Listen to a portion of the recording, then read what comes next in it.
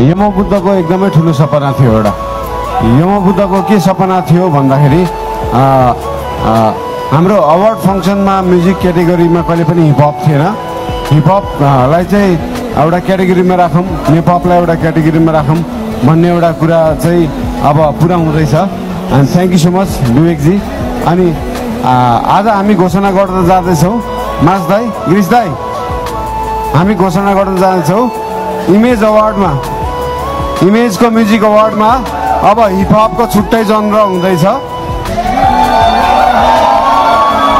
हिपहपको छुट्टै जनर हुँदैछ यमबुद्धको नाममा। Rest in peace Yambuddha, I love you Yambuddha. यमबुद्धको सपना आज पुरा गर्दैछौँ हामी। आजदेखि अब इमेज च्यानलको अब म्युजिक अवार्डमा